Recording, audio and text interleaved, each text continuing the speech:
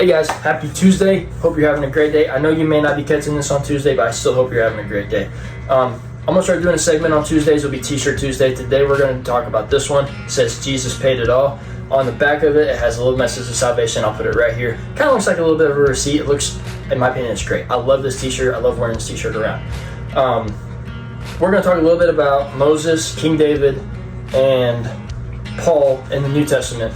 Okay, if you have any basic knowledge of Sunday school Bible characters, you know these guys, okay? But for the guys who don't, Moses is in the Old Testament, very Old Testament, before Israel became a nation.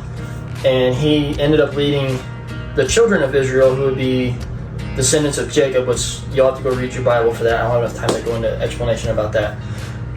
He leads the original 12 tribes of Israel to the Promised Land, not into, but to it. And then King David is probably one of the most influential kings of Israel at the time. He's only the second king of Israel, but probably the most influential next to his son Solomon.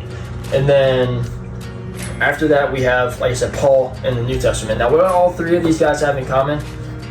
They were murderers, okay? So before Moses led the Israelites to the Promised Land, about 40 years before that, he committed murder by killing an Egyptian guard who was beating an Israelite slave. Now, justified? Yes, absolutely. Was it still murder? Yes, at the same time. This was before the law, though, so it wasn't written down in stone, quite literally. But it was still understood that it was wrong. Fast forward a couple hundred years to King David. King David has an adulterous relationship with Uriah the Hittite's wife, Bathsheba, and ends up orchestrating his killing, technically killing, but in God's eyes, it was considered murder. David ended up having Uriah put into the hottest part of the battle and had him pushed to the walls of the city where they were battling and to a spot where Uriah most definitely would have been killed.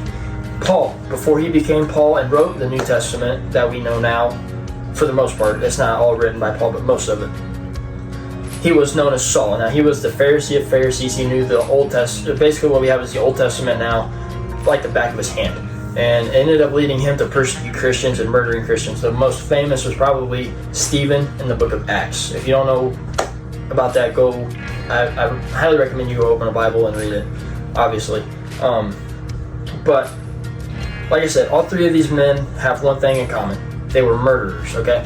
Now, God forgave all three of these men of their murders. Obviously, God used Paul to give us most of the New Testament. He used David. He is actually known as the man after God's own heart. And Moses led the people of Israel to the Promised Land.